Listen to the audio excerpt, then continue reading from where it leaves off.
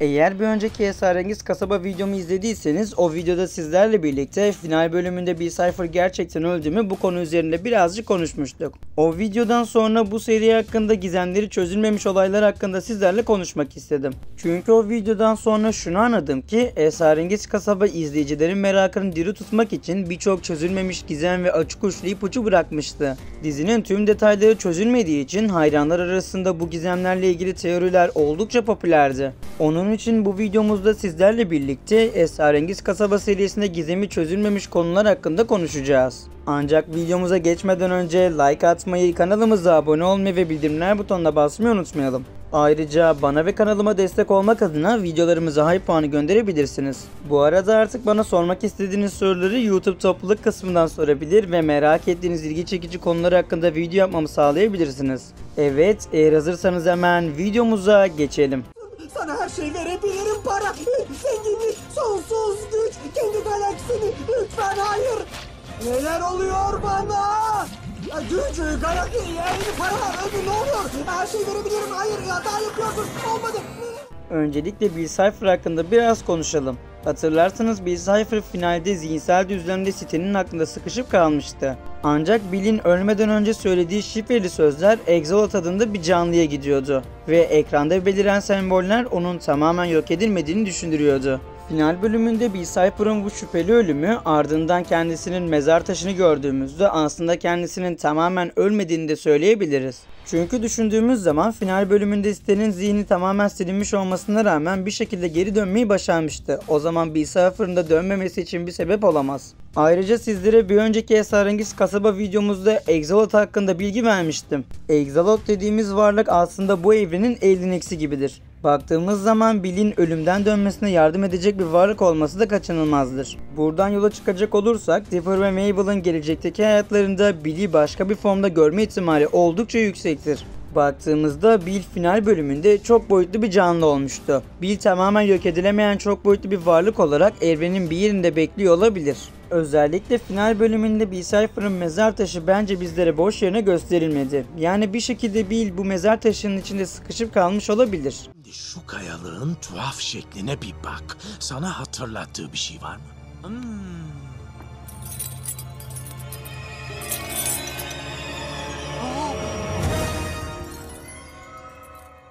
Bildiğiniz üzere seri içinde birbirinden farklı, esrarengiz, mistik ve kozmik karakter olduğunu görmüştük. Ancak bana kalırsa bunlardan en esrarengizi seri içinde sadece bir defa gördüğümüz bir UFO'ydu. Dizideki UFO'nun çöküşünden bahsedilirken uzaylıların bu kasabayla bağlantısı açıkça belirtilmişti. Ancak bu varlıkların neden burada olduğu ve kasabadaki etkileri hakkında net bir bilgi yoktu. Baktığımızda uzaylılar esrarengiz kasabadaki manyetik anormalliklerin bir sonucu olarak kasabaya çekilmiş olabilirler. Hatta Ford'un günlüklerinde bahsettiği diğer boyutlar uzaylıların kendi dünyalarına dönmek için kasabayı bir portal olarak kullandığını gösteriyordu. Birinde 10 sembol buldum.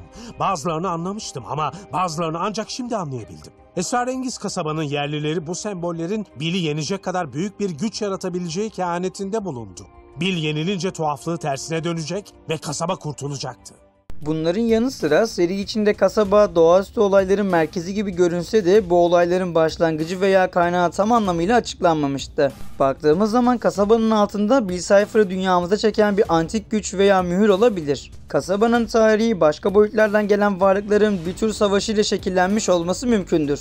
Ayrıca kasabanın eski yerleşimcileri bu güçleri kullanmaya çalışırken trajik olaylara sebep olmuş olabilirler. Çünkü dikkat ederseniz seri içinde Ford da aslında Bill Cipher'ı böyle keşfetmişti. Özellikle Ford bir zamanlar kasabanın derinliklerinde burada olan anormalliklerin kaynağını ararken Bill Cipher'a ait tarihi kalıntılar bulmuştu.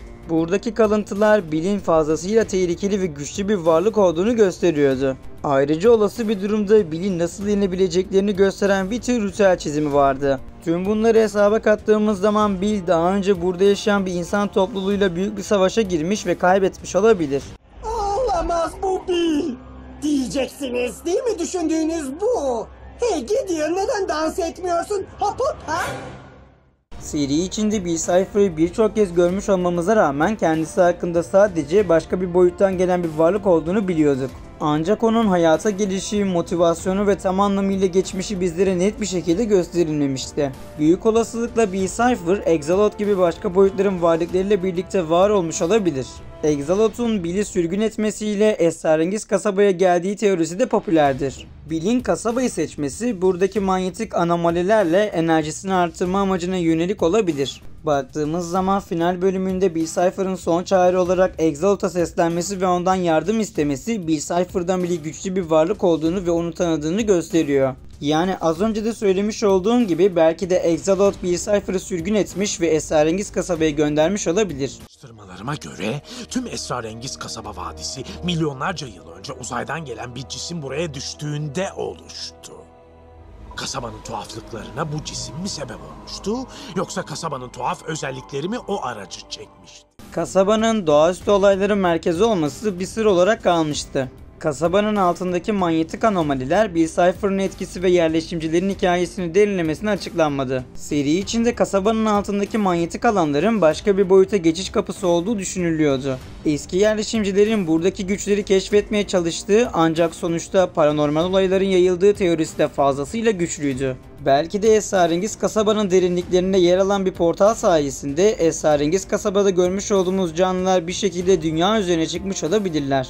Olamaz. Bir bebeğin gazabı. Ne yapacağım ben şimdi? Şu olur mu? Olamaz. Zaman bebeği öldürdü. Yine hatırlarsanız esrarengiz kasabanın sonlarına doğru B-Cypher zaman bebeği yok etmişti. Zaman bebeği de yine seri içinde birçok kez görmüştük ve bu karakterin nedenli güçlü olduğunu biliyoruz. Ancak dizinin sonlarına doğru B-Cypher'ın zaman bebeği yok etmesi zamanın düzenine ciddi bir zarar vermesi gerekirken etkileri tam olarak bizlere gösterilmemişti. Zaman bebeğin gerçekten ölüp ölmediği de belirsiz bir durumdu. Ama pek çok insanın teorisine göre B-Cypher zaman bebeği yok ettiğinde zaman çizgisinde bir boşluk yaratmış olması mümkündür. Bahsetmiş olduğumuz bu boşluksa B-Cypher'ın yeniden dirilmesine olanak sağlayabilir. Aynı zamanda zaman bebeğin yeniden doğması zamanın düzenini kurtarmak için bir savunma mekanizması da olabilir. Yersen sonunda boyutun özgür kalacak. Her şey mümkün olacak.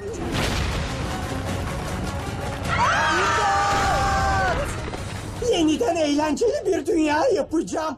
Yine Exalot hakkında biraz daha konuşalım. Bu karakter B-Cypher'ın son sahnesinde bahsedilen gizemli bir varlıktı. Ancak bu varlığın kim olduğu ve neden önemli olduğu bizlere seri içinde açıklanmamıştı. Exalot dizinin geniş evreninde çok daha büyük bir role sahip olabilir. Öte yandan Exalot'un B-Cypher'ın doğası gereği geri dönmesine izin vereceği düşünülüyor. Bill, Exalot'tan yardım alarak yeni bir boyutta farklı bir formda geri dönebilir. Hayranların gözünde Exalot'un aynı zamanda zaman bebekle bağlantılı bir varlık olabileceği teorisi de vardı. Tuhaflıklar kıyameti bastırıldı ama Kuzey Buz Denizi'nde yeni tuhaf anormallikler olduğunu belirledim. Araştırmaya gitmek istiyorum ama bunu yalnız yapamayacak kadar yaşlı olduğumu düşünüyorum. Bu macerada dünyayı dolaşmana yardım edecek birine ihtiyacın olduğunu mu söylüyorsun? Dizinin ikinci sezonunda karşımıza çıkan Stanford Pines'ın uzun süre başka bir boyutta yaşadığını biliyoruz. Ancak seri içinde Stanford Pines'ın bu boyutta ne tür varlıklarla karşılaştığı ve tam olarak neler yaşadığı bize detaylıca açıklanmamıştı. Ford'un diğer boyutlarda yaşadığı deneyimlerin tam olarak açıklanmamış olması onun çok daha tehlikeli varlıklarla karşılaşmış olabileceği anlamına geliyordu. Hatta Ford'un başka bir boyuttaki bir anlaşma nedeniyle kasabaya geri döndüğü düşünülebilir. Açıkçası dizinin en gizemli karakteri Stan amca gibi görünse de aslında Stanford'un Stanley'den daha gizemli bir karakter olduğunu görebiliyoruz. Olamaz. Sen de bir tür ağaç canavarına dönüşmüşsün. Bu sadece kamuflaj. Babam her yıl Noel yerine bize kıyamet tatbikatı yaptırırdı. Sonunda paranoyasının haklı çıkması işe yaradı. Güzel.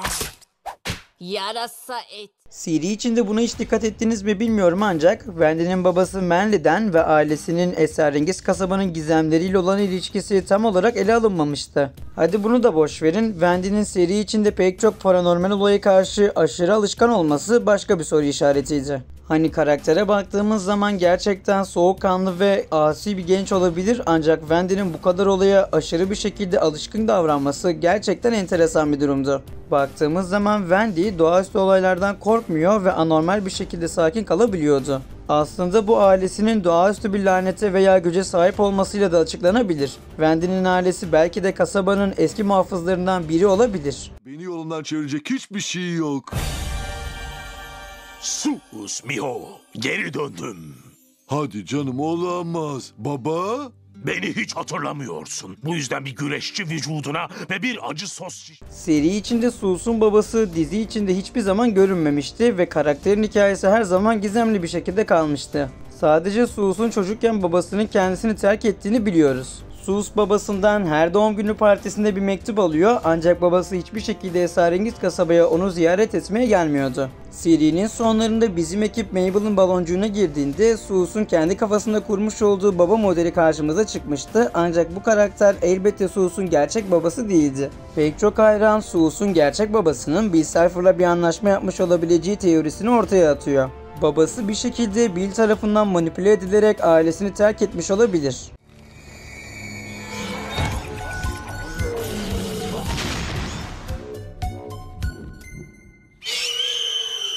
Vay canına, bir geçebilmiş. Baktığımız zaman dizinin birçok sahnesinde arka planda hayaletler, gölgeler, semboller ve varlıklar görüyoruz. Ancak bunların büyük çoğunluğu açıklanmadan bırakılmıştı. Dizide sık sık görünen gölgeler ve hayaletler kasabanın boyutlar arası geçiş noktası olduğunun göstergesi olabilir. Hatta bu varlıkların bazıları geçmişte Bill Cipher'ın hizmetkarları olmuş olabilirler. Doğum lekesi mi, öyle bir şey yok aslında. Bunu neden söyledim? Hadi ama dostum, şimdi onu bana göstereceksin. Göster, göster. Bu büyük ayı. İsmini buradan aldı. Seride Dipper'ın alnındaki büyük kepçe doğum lekesi doğaüstü olaylarla bağlantılı gibi görünüyor olabilir. Ancak bunun anlamı hiçbir zaman açıklığa kavuşmamıştı. Sanırım Dipper'ın doğum lekesi onun seçilmiş biri olduğunu gösteriyor olabilir. Dipper'ın ileride esrarengiz kasabada Bill Cipher gibi varlıklara karşı savaşacak bir lider olacağına dair teoriler ortaya atılmıştı. Aslında tıpkı Harry Potter serisindeki hikayeye fazlasıyla benziyor. Bu çözülmemiş gizemler dizi bittiği halde hayran teorilerinin devam etmesine olanak sağlıyor. Evet dostlarım, bugün sizlerle birlikte esrarengiz kasaba bitmiş olmasına rağmen ortaya atılan pek çok teori hakkında konuştuk ve umarım videomuzdan keyif almışsınızdır. Her zaman olduğu gibi bu tarz videoların devamı için videomuza like atmayı, kanalımıza abone olmayı ve bildirimler butonuna basmayı unutmayalım. Ayrıca bana ve kanalıma destek olmak adına videolarımıza high puanı gönderebilirsiniz. Bu arada artık bana sormak istediğiniz soruları YouTube topluluk kısmından sorabilir ve merak ettiğiniz ilgi çekici konular hakkında video yapmamı sağlayabilirsiniz. O zaman bir başka videoda görüşmek üzere, kendinize çok iyi bakın, hoşça kalın.